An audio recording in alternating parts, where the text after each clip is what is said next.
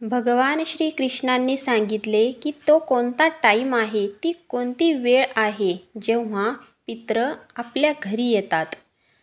एकदा गरुडजींनी भगवान श्रीकृष्णांची द्वारकेत भेट घेतली. भगवानाने त्यांचे आदराने स्वागत केले आणि विचारले, गरुड, आज कशासाठी आलास? तेव्हा गरुडजींनी सांगितले, प्रभो, माझ्या मनात एक शंका आहे. लोक म्हणतात की पितृपक्षात पितर आपल्या घरात येतात, पण ते नेमक्या कोणत्या वेळी येतात हे मला कळायला हवे आहे. भगवान श्रीकृष्ण मंद स्मित करून म्हणाले, हे गरुड, तुझा प्रश्न फार कल्याणकारी आहे. पितृपक्षाचे रहस्य अत्यंत गूढ आहे. सर्व लोकांना ते कळत नाही, परंतु तुझी शंका मी एका कथेद्वारे दूर करतो. ध्यानपूर्वक ऐक. पूर्वी नंदीग्राम नावाचे एक नगर होते. त्या नगराचा राजा नलिनी हा धर्मप्रिय आणि न्यायी होता. तो रोज देवपूजा, दानधर्म आणि प्रजेला न्याय देण्यात व्यस्त असे. पण त्याच्या मनात सतत एक प्रश्न फिरत असे, खरंच पितृपक्षात पितर येतात का?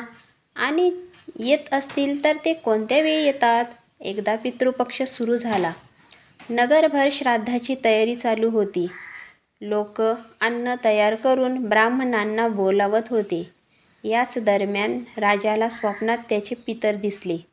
ते म्हणाले, पुत्रा, आम्ही आलो आहोत, आम्हाला स्मरण कर.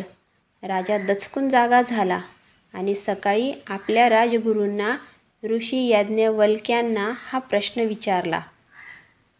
राजगुरूंनी गंभीरपणे सांगितले, राजन, पितृपक्षाच्या काळात पितर 3 वेळा अवश्य घराघरात येतात. पहिली वेळ म्हणजे मध्यान्ह. जेव्हा सूर्य आकाशाच्या मध्यावर असतो त्यावेळी पितर पृथ्वीवर येतात आणि श्रद्धेने दिलेले अन्न जल स्वीकारतात. दुसरी वेळ म्हणजे रात्री.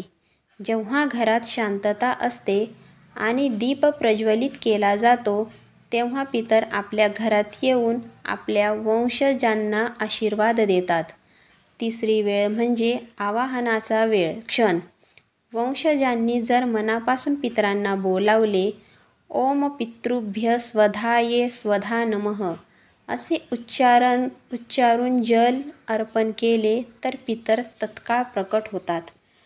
त्यांना धनाने नाही तर श्रद्धेने आकृष्ट केले जाते. राजा नलिनीने गुरूंच्या सांगण्यानुसार विधीपूर्वक श्राद्ध केले. दुपारी अन्न अर्पण करताच घरात मंद वारा वाहू लागला. दीपाची ज्योत डोलू लागली आणि त्याला जाणवले की पितर उपस्थित आहेत. रात्री दीप लावून स्मरण केले असता त्याने पुन्हा अनुभवलं की पितर सूक्ष्म रूपाने आले आहेत. आवाहन करून जल अर्पण केले तेव्हाही त्याने अनुभवले की पितर तत्काळ प्रकट झाले. यानंतर नगरातील लोकांनाही अनुभव येऊ लागले. ज्या घरात श्रद्धेने श्राद्ध केले जात होते तिथे शांती, समाधान आणि समृद्धी नांदू लागली. ज्या लोकांना पितरांना विसरले होते त्यांच्या घरात दुःख, रोग आणि क्लेश वाढले. लोकांना उमगले की पितर फक्त अन्न जलामुळे नव्हे तर आपल्या धर्मपालनामुळे तृप्त होतात.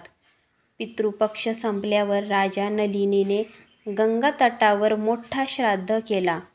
त्यावेळी आकाशातून दिव्य वाणी प्रकट झाली, पुत्रांनो, आम्ही आता परत जातो. पण स्मरण ठेवा, धर्ममार्गावर चालाल तर आम्ही सदैव अदृश्य रूपाने तुमचे रक्षण करू. श्रद्धा हीच खरी शक्ती आहे जी पिढ्यांना जोडते. असं सांगून पितर प्रकाश रूपाने अदृश्य झाले.